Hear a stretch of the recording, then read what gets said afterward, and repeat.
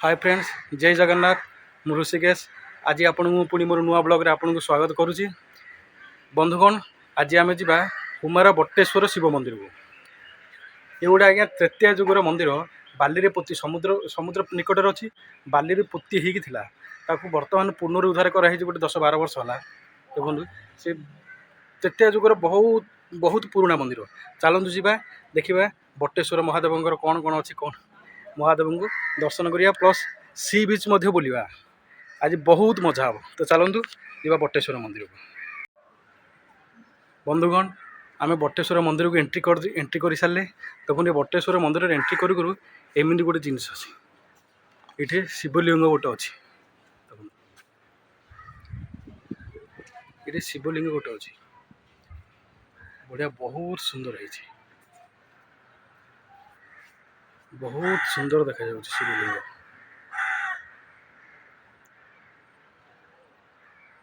बढ़िया सुंदर भाव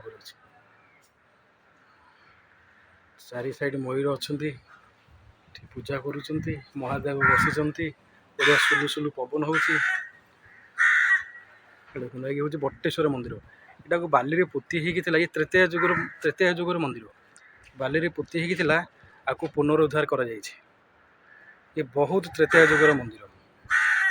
आर तो किंबदंती विषय में जानी, तथापि ये जे पूजक थे पचारे आर किंबदंती विषय पूरा कहीपर। चलतु जा मंदिर बाबा बट्टेश्वर को दर्शन करवा। देखो ये बढ़िया सुंदर चित्र ही हनुमान। देखो बहुत सुंदर भाव हनुमान मूर्ति खोदा ही बहुत सुंदर भाव। ये राधा कृष्ण मूर्ति अच्छी।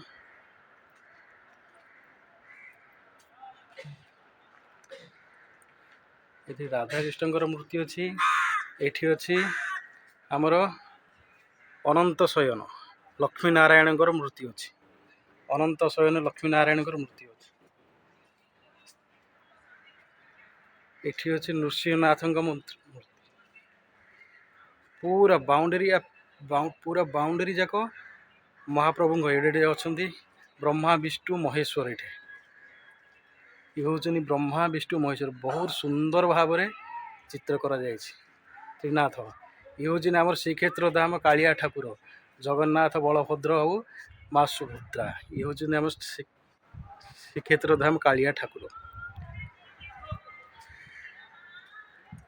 मु पूरा आपण मानक देखेबी भल भाव। वर्तमान चलतु जा बाबा को आगे दर्शन करवा। दर्शन कर सारी आसला आपण को देखा। ये हूँ आज्ञा बट्टेश्वर मंदिर। देखो चतुर्पार्श्व बाली पोती होता पुनरुद्धार कर। चलतु जा ठाकुर विषय जाना। ठाकुर किंबदंती कौन अच्छी बाबा बट्टेश्वर विषय चलतु जा देखा।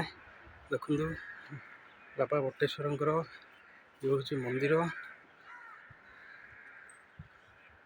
हूँ बाबा बट्टेश्वर मंदिर।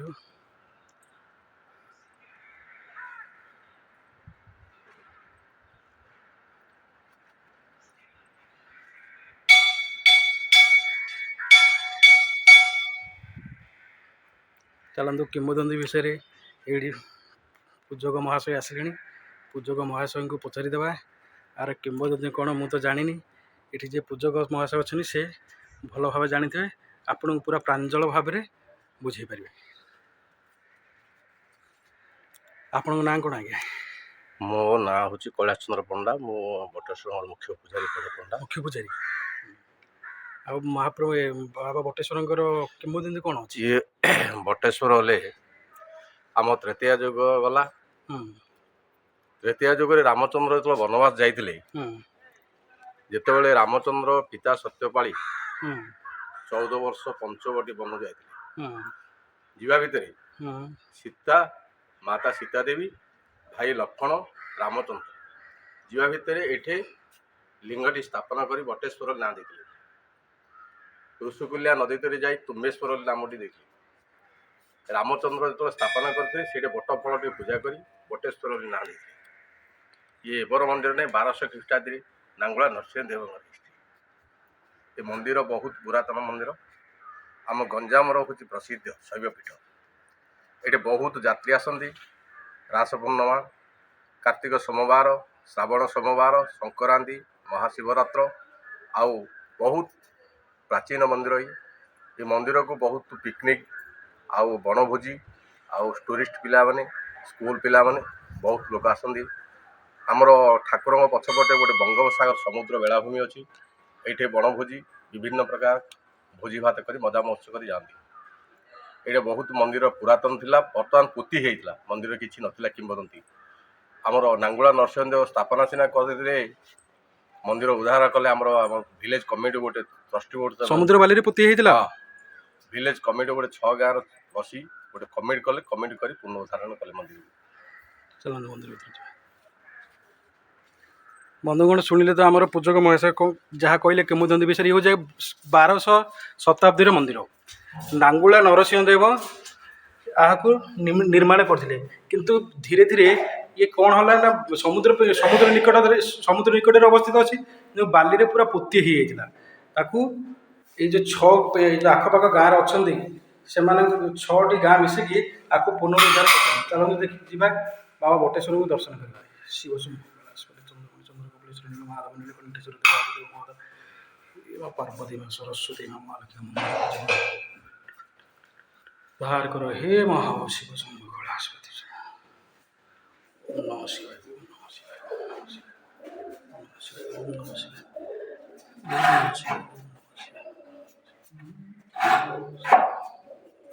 ओम नमः शिवाय ओम नमः शिवाय बाबू शिव शंभु देखो बाबा बटेश्वर केमी बसी 1200 शताब्दी मंदिर बहुत सुंदर देखा बहुत सुंदर। ये हूँ आमर बाबा बटेश्वर केते सुंदर लगुच के शांत पूरा परिवेश गर्भगृह भितर बसी 1200 शताब्दी मंदिर एबर मंदिर नुह आज्ञा 1200 शताब्दी कम से कम 800 900 1200 वर्ष 1300 वर्षर मंदिर आपको आमर नांगुला नरसिंह देव निर्माण करते। धीरे धीरे कौन ना आमर बंगोपसागर निकट अवस्थित अच्छी से धीरे धीरे बाली पोती होता पुणी पुनरुद्धार कर शिवलिंग। चलते देखा पुणी आ गए माँ स्थापन विष्णु बाबा स्थापना शिव रामचंद्र सीता स्थापना हरिहर एटा विष्णु शिव हरिहर पश्चिम विष्णु आउ शिव शिव नृसिंह अच्छा बहुत पुरातन मंदिर बहुत पुरातन मंदिर। एटा सब 500 देवता गणेश कार्तिकेश्वर सब भांगी भांगी भग्न अवस्था मंदिर बहुत भग्न अवस्था अच्छे आपको देखा जाऊ कौन कर सरकार 24 वर्ष सरकार तो किसी करें आम हिंदू देवादेवी मंदिर जहाँ अच्छी सब पूरा बहुत पुरातन मूर्ति आगे हूँ गणेश पार्श्व मंदिर पार्श्व मूर्तिका एपटे अच्छा ये सब पार्श्व मूर्ति ये सब पूरा भग्न अवस्था अच्छी किंतु आपको स्थापित करा जाई पारि ना।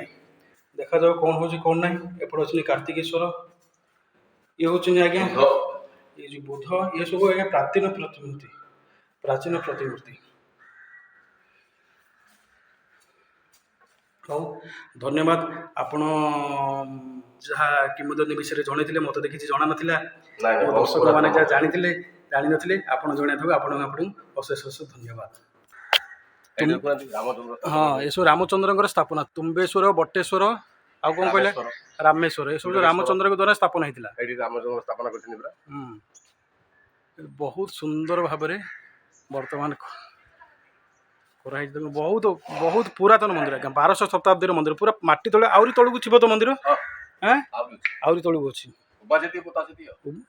आउरी पूरा खोलिले पूरा जना पड़े देखुना पूरा माटी तले अच्छी गणेश अच्छा पुरातन गणेश एटा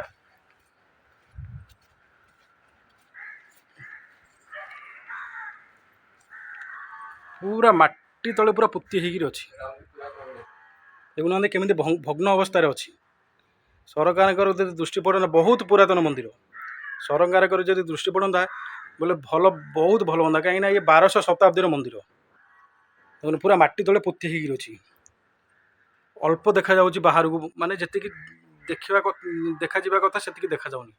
ପୁରା ମାଟି ତଳେ ପୋତି ହେଇକି ଅଛି, ପୁରା ଭାଙ୍ଗିକି ଅଛି ମନ୍ଦିର। ଦେଖନ୍ତୁ ଏସବୁ ଭଗ୍ନ ଅବସ୍ଥା। ପୁରା ସେ ପର୍ଯ୍ୟନ୍ତ ପୋତି ହେଇଥିଲା, ମନ୍ଦିର ପୁରା ସମ୍ପୂର୍ଣ୍ଣ ପୋତି ହେଇଥିଲା। ସେ ଯେଉଁ କଲର୍ ଦିଆ ସେ ପର୍ଯ୍ୟନ୍ତ ପୋତି ହେଇଥିଲା ନୁହଁ, ଆହୁରି ଉପରୁ ଥିଲା, ଆହୁରି ଉପରକୁ ଥିଲା।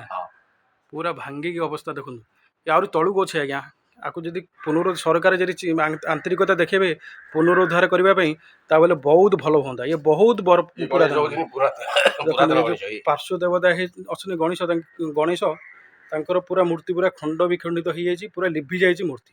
ଏସବୁ ଏସବୁ ଖସି ପଡ଼ିଛି, ବହୁତ ଡ୍ୟାମେଜ୍ ଅବସ୍ଥା ହେଇଗଲାଣି। ଯଦି ଭଗବାନ ସରକାରଙ୍କର ଦୃଷ୍ଟି ଦେବେ, ତାହେଲେ ଏତେ ବଡ଼ ଭଲ ଜିନିଷ, ପୁରା ଐତିହାସିକ ଜିନିଷ ବହୁତ ଭଲ ହୁଅନ୍ତା। ଦୟାକରି ସରକାରଙ୍କୁ ଦୃଷ୍ଟି ଦେଲେ ଭଲ ହୁଅନ୍ତା। ଇଏ ବହୁତ ପୁରାତନ ମନ୍ଦିର ଆଜ୍ଞା, ଦେଖନ୍ତୁ ବହୁତ ପୁରାତନ। ଏପଟେ କାର୍ତ୍ତିକେଶ୍ୱରଙ୍କ ମୂର୍ତ୍ତି ଥିଲା, କିନ୍ତୁ ବର୍ତ୍ତମାନ ନାହିଁ, ଭାଙ୍ଗିକି ଅଛି। ଏପଟେ ମା ପାର୍ବତୀଙ୍କ ମନ୍ଦିର ନୁହଁ,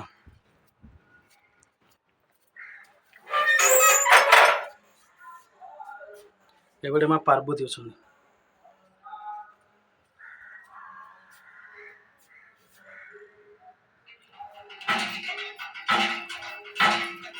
ମା ପାର୍ବତୀଙ୍କ ମନ୍ଦିର, ଏଇଟା ଶିବ ପାର୍ବତୀ। ଏ ହେଉଛି ଶିବ ପାର୍ବତୀ, ବହୁତ ପୁରାତନ ମନ୍ଦିର। ପୁରା ଭଗ୍ନ ଅବସ୍ଥାରେ ଅଛି ମନ୍ଦିର, କିଛି ନାହିଁ।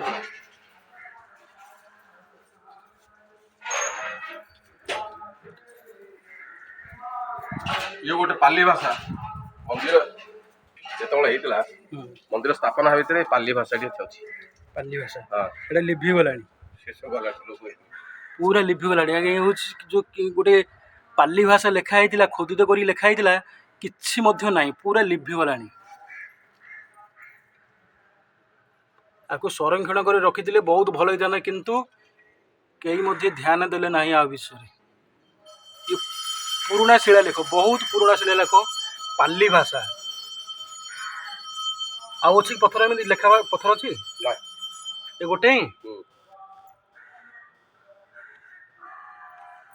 ଆର ପୁରା ଇଏ କରି ନେଇଛନ୍ତି, ବା ଟାଇପ୍ କରି ନେଇଛନ୍ତି ବହୁତ ଲୋକ, ହେଲେ ମତେ ଆର ପୁରା କମ୍ପ୍ଲିଟ୍ ଭାବେ ଧରା ପଡୁନି, କିଛି ଧରା ପଡୁନି। ନାଇଁ ଭାଷା ମାନେ କ୍ଲିୟର ଦୁସିଲେ ସିନା ଜାଣିପାରି ଆମେ କିଛି। ପୁରା ନଷ୍ଟ ହେଇଗଲାଣି, ଆଉ ପାଣି ଫାଣି ଖାଇକି ପୁରା ହଜାର ହଜାର ବର୍ଷର ମନ୍ଦିର, ହଜାର ବର୍ଷ ତଳର ମନ୍ଦିର ଆଉ ରହିବ କି? ପୁରା ନଷ୍ଟ ହେଇସାରିଲାଣି। ଏତେ ଭଲ ଜିନିଷକୁ ଆମର ସରକାରଙ୍କର ଆନ୍ତରିକତା ମଧ୍ୟ କିଛି ନାହିଁ। ଏତେ ଭଲ ଜିନିଷକୁ ଆଉ କୌଣସି ରାଜ୍ୟରେ ହେଇଥିଲେ ବହୁତ ଡେଭଲପ୍ ହେଇଯାଆନ୍ତାଣି। ସରକାର ଟିକେ ଆଖି ଦୃଷ୍ଟି ଦଉନାହାନ୍ତି ଆଉ।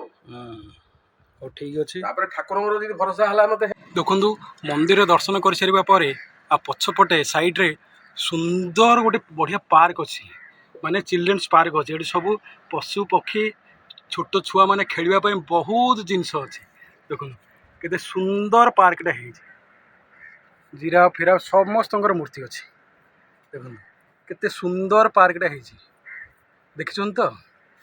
ଏଇଟା ହେଉଛି ଗୋଟେ ପିକନିକ୍ ସ୍ପଟ୍ ଆଜ୍ଞା। ଏଠି ଡିସେମ୍ବରଠୁ ଅକ୍ଟୋବର, ନଭେମ୍ବର, ଡିସେମ୍ବର, ଅକ୍ଟୋବର ସରିଗଲା ପରେ ଅକ୍ଟୋବରଠୁ ପ୍ରବଳ ଲୋକ ଆସନ୍ତି ଏଠି କ'ଣ ନା ବଣଭୋଜି କରିବା ପାଇଁ। ପ୍ରବଳ ଲୋକ ଆସନ୍ତି ବଣଭୋଜି କରିବା ପାଇଁ। ଦେଖନ୍ତୁ କେତେ ସୁନ୍ଦର ପାର୍କ ଗୋଟେ ହେଇଛି। ପାର୍କ ମଝିରେ ଶିବଙ୍କର ଗୋଟେ ମୂର୍ତ୍ତି ଅଛି, ଶିବଙ୍କର ଗୋଟେ ଫାଉଣ୍ଟେନ୍ ମୂର୍ତ୍ତି ଅଛି। କେତେ ସୁନ୍ଦର ପାର୍କ ଗୋଟେ ହେଇଛି, ଗଛପତ୍ର ଲାଗିଛି। ଏ ବର୍ଷା ଦିନକୁ ଭଲ ମେଣ୍ଟେନାନ୍ସ କରିନାହାନ୍ତି। ଡିସେମ୍ବର ପରେ, ଅକ୍ଟୋବର, ନଭେମ୍ବର ପରେ ବହୁତ ଟୁରିଷ୍ଟ ଆସୁଛନ୍ତି ଏଠି ବଣଭୋଜି କରିବା। କାହିଁକିନା ଏଠି ମନ୍ଦିର ଦର୍ଶନ କରିବାର ହେଲା, ପାର୍କ ଅଛି, ପ୍ଲସ୍ ସମୁଦ୍ର ମଧ୍ୟ ଅଛି। ବଟେଶ୍ୱର ସି ବିଚ୍ ମଧ୍ୟ ଅଛି। ସି ବିଚ୍ ବହୁତ ସୁନ୍ଦର, ସି ବିଚ୍ ବହୁତ ସୁନ୍ଦର ଅଛି। ଦେଖିପାରୁଛନ୍ତି ତ? କେତେ ସୁନ୍ଦର ଗାର୍ଡ଼େନ୍ ଗୋଟେ, ଶିଶୁ ଗାର୍ଡ଼େନ୍ ଅଛି, ଚିଲଡ୍ରେନ୍ ପାର୍କ ଗୋଟେ ଅଛି, ବହୁତ ସୁନ୍ଦର ଭାବରେ ଅଛି।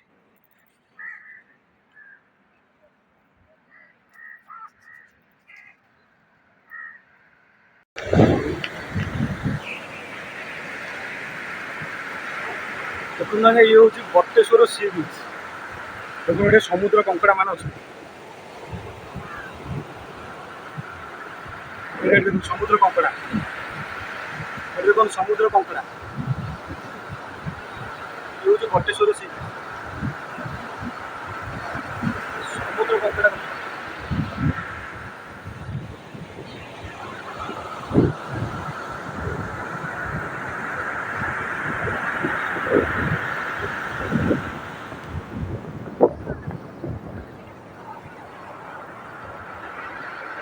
ହେଉଛି ସମୁଦ୍ର କଙ୍କଡ଼ା।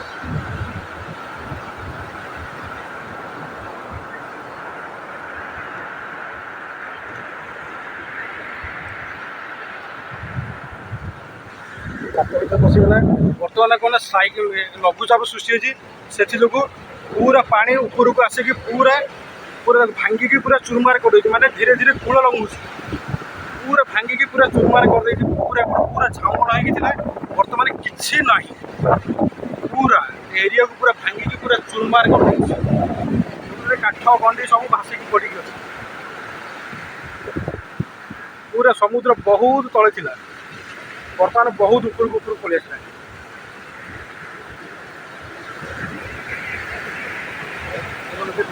ପୁରା ବର୍ତ୍ତମାନ କ'ଣ ନା ଲଘୁଚାପ ସୃଷ୍ଟି ହେଇଛି, ସେଥିଯୋଗୁଁ ହେଉଛି ବଟେଶ୍ୱର ସି ବିଚ୍। ପୁରା ପାଣି ଆସିକି ମାନେ ଲହଡ଼ି ପୁରା ସମୁଦ୍ର କୂଳ ଖାଇକି ପୁରା ଯେତେକ ଝାଉଁବଣ ସୃଷ୍ଟି ହେଇଥିଲା ପୁରା ପାଖକୁ ଥିଲା। ଦେଖନ୍ତୁ କେମିତି ଭଗ୍ନ ଅବସ୍ଥାରେ ପୁରା ଭାଙ୍ଗିକି ପୁରା ଗିଣା ପୁରା ବର୍ବାଦ ପୁରା କରିଦେଇଛି ପାଣି ଆସିକି। ଧୀରେ ଧୀରେ ମୁଁ ଭାବୁଛି ସମୁଦ୍ର କୂଳ ଲଙ୍ଗି ପୁରା ଏଇ ସି ବିଚ୍ ମଧ୍ୟ ଧ୍ୱଂସ ହେଇଯିବ। ଦେଖନ୍ତୁ କେତେ ଜୋରରେ ପାଣି ଆସୁଛି, କେତେ ଜୋରରେ ଲହଡ଼ା ଆସୁଛି, ବହୁତ ଜୋରରେ ଲହଡ଼ା ଆସୁଛି। କାହିଁକିନା ବର୍ତ୍ତମାନ ସାଇକ୍ଲୋନ୍ ସୃଷ୍ଟି ହେଇଛି, ସେଇ ସାଇକ୍ଲୋନ୍ ଯୋଗୁଁ ସମୁଦ୍ର ଅଶାନ୍ତ ହେଇକି ଅଛି। କେତେ ବଡ଼ ବଡ଼ ଲହଡ଼ା ଆସୁଛି, ସମୁଦ୍ରକୁ ଯିବାକୁ ଭାରି ଭୟ ଲାଗୁଛି। ପୁରା ଯେତେକ ଝାଉଁବଣ ଦେଖନ୍ତୁ, ଏଠି ଯେଉଁ ଝାଉଁ ଜଙ୍ଗଲ ସୃଷ୍ଟି ହେଇଥିଲା ପୁରା ନଷ୍ଟ ହେଇକି ଅଛି। ପୁରା ଭସେଇକି ପୁରା ମାନେ ଲହଡ଼ି ମାଡ଼ ମାରିକି ପୁରା ଭସେଇ ଧରିକି ପଳେଇଛି, କିଛି ମଧ୍ୟ ନାହିଁ। ସେପଟେ ମଧ୍ୟ ସେମିତି ପୁରା ଝାଉଁବଣ ପୁରା ନଷ୍ଟ ହେଇକି ଅଛି। ଧୀରେ ଧୀରେ ସମୁଦ୍ର କୂଳ ଲଙ୍ଘିବାରେ ଲାଗିଛି, ଧୀରେ ଧୀରେ ଧୀରେ ଆଗକୁ ଆଗକୁ ମାଡ଼ି ଆସୁଛି ସମୁଦ୍ର।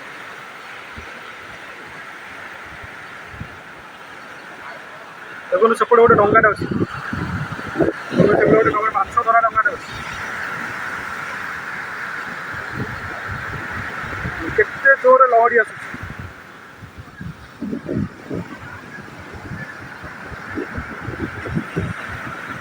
ବହୁତ ଜୋରରେ ଲହଡ଼ି। ଦେଖନ୍ତୁ ସେପଟେ ଗୋଟେ ମାଛ ଧରା ଡଙ୍ଗା ଅଛି।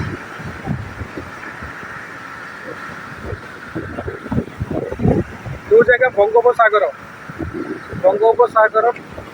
ବଟେଶ୍ୱର ସି ବିଚ୍ ହେଉଛି। ପୁରୀରେ ଯେଉଁ ମହୋଦଧି ଦେଖୁଛନ୍ତି ଏଇ ସମୁଦ୍ର। ଦେଖନ୍ତୁ ଆଉ ଗୋଟେ କଙ୍କଡ଼ା, ଏ ପୁରୀରେ ଆପଣ କଙ୍କଡ଼ା ଦେଖିବାକୁ ପାଇବେନି, ଏଇଠି କିନ୍ତୁ କଙ୍କଡ଼ା ମାନେ ଦେଖିବାକୁ ପାଇବେ, ସମୁଦ୍ର କଙ୍କଡ଼ା। ସମୁଦ୍ର କଙ୍କଡ଼ା ପୁରୀରେ ଆପଣ ଦେଖିବାକୁ ପାଇବେନି, ଏଇଠି କିନ୍ତୁ ଦେଖିବ କେତେ ବଡ଼ ବଡ଼ କଙ୍କଡ଼ା। ଦେଖନ୍ତୁ କେତେ ବଡ଼ ବଡ଼ କଙ୍କଡ଼ା। ଦେଖନ୍ତୁ ସେପଟେ କଙ୍କଡ଼ା ମାନେ କେମିତି ଚାଲୁଛନ୍ତି, ଦେଖନ୍ତୁ ଦେଖନ୍ତୁ କଙ୍କଡ଼ା ମାନେ କେମିତି ଚାଲୁଛନ୍ତି। ଏଇଠି ପ୍ରବଳ କଙ୍କଡ଼ା ଅଛି। ଆଉ ଏଇଟା ହେଉଛି ଅଲିଭ୍ ରିଡ୍ଲର ଯେଉଁ କଇଁଚ ଅଛି, ସେ ହେଉଛି ଆগে ଅଣ୍ଡା ଦେଉଛି ଏଇଠି। ତାର ହେଚେରିଟା ଦେଖନ୍ତୁ, ଅଣ୍ଡାଟାକୁ ମଧ୍ୟ ହେଚେରି କରାହେଇଥିଲା ଏଇଠି, ସେଇଟାକୁ ମଧ୍ୟ ଭସେଇକି ପୁରା ଭାଙ୍ଗିକି ପାଣି ଆସିକି ପୁରା ନଷ୍ଟ କରିଦେଇଛି।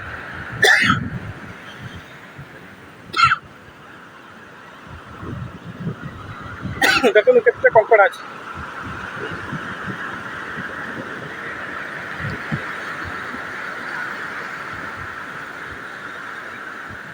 দেখুন কেতে কঙ্কড়া।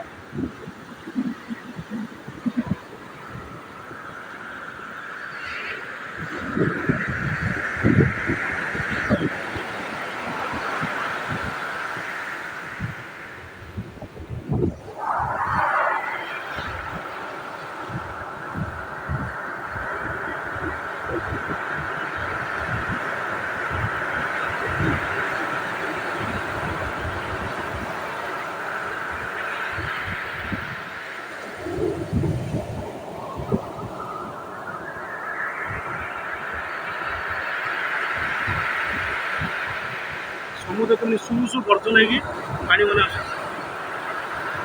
কাହିଁକିନା ଏବେ ସାଇକ୍ଲୋନ୍ ଅଛି, ସେଥିଯୋଗୁଁ ସମୁଦ୍ର ଅଶାନ୍ତ ହେଇକି ଅଛି।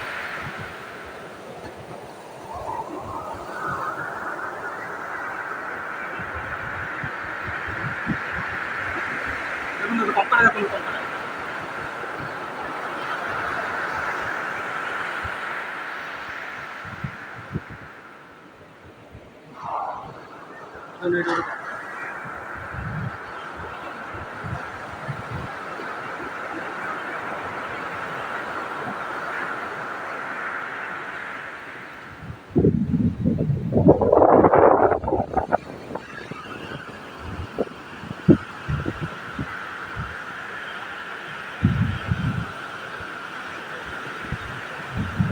ସମୁଦ୍ର ଅଶାନ୍ତ ହେଇକି ଅଛି। ଇଏ ହେଉଛି ବଙ୍ଗୋପସାଗର ବଟେଶ୍ୱର ସି ବିଚ୍। ଏବେ ସାଇକ୍ଲୋନ୍ ଅଛି, କେତେ ପାଖକୁ ଲହଡ଼ି ପଳେଇ ଆସୁଛି। ଲହଡ଼ି ବହୁତ ପାଖକୁ ଆସୁଛି। କେତେ ଜୋରରେ ଲହଡ଼ି ଭାଙ୍ଗୁଛି, ଡର ଲାଗୁଛି ଯିବା ପାଇଁ।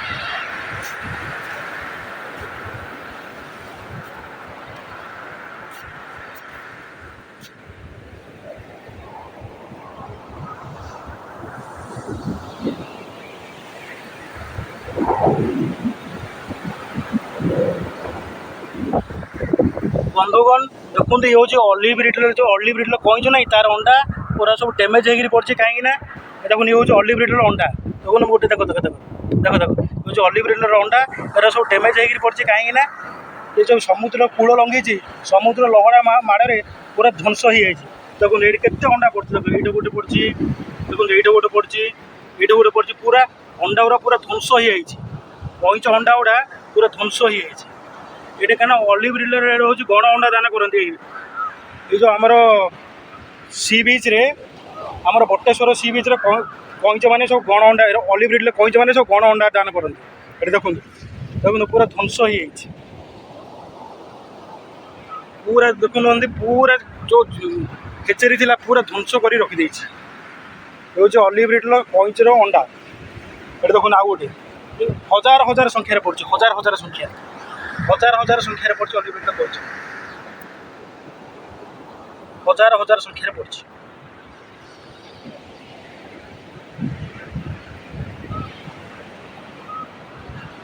आउ गोटे हजार हजार संख्यार 1950 अंडा मैंने पड़ी।